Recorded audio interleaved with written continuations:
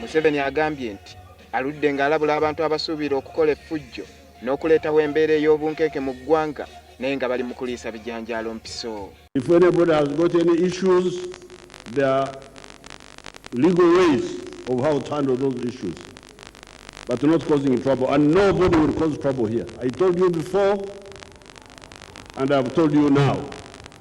Museveni abadde omukambwe agambye nti gavumenti ya NRM tegenda kukkiriza bantu nga bano kusaawa mbeera ey'okutiisatiisa bannansi wabula ejja kubakolako bonna.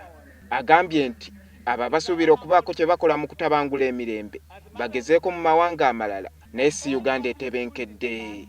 Museveni wano era yeebazizza abantu bonna okulonda ekibiina kya NRM ne kiwangula akalulu ku bifo ebisinga obungi eby'obukulembeze. Museveni aweze nga bw'agenda okukola ennyo okulaba ng'ayongera abakyala amaanyi mu bintu byonna ebikolebwa okulaba nga bafuna obulamu obweyagaza. Museveni yanokoddeyo ebintu ng'amalwaliro agazimbiddwa gavumenti, amazzi amayonjo n'ebintu ebirala bingi nga byonna biruubirirwa kulongoosa bulamu bw'abakyala. When the budget is finally made, you will see the efforts we are going to deploy to get rid of poverty in the population of Uganda, starting with the farmers, especially the farmers who are still engaged in subsistence agriculture. When I was awarding in the implementation of the alternative basic education program. Ku mukolo gwe gumu abakyala abawerera ddala bawereddwa emidaali nga beebaziba olw'emirimu egy'enjawulo gye bakoze okutumbula eggwanga n'obulamu bwabwe ko n'obw'abakyala abalala. Lieutenant Doreen Arenaitwe, Lieutenant Toby Atyang, Warrant Officer 1.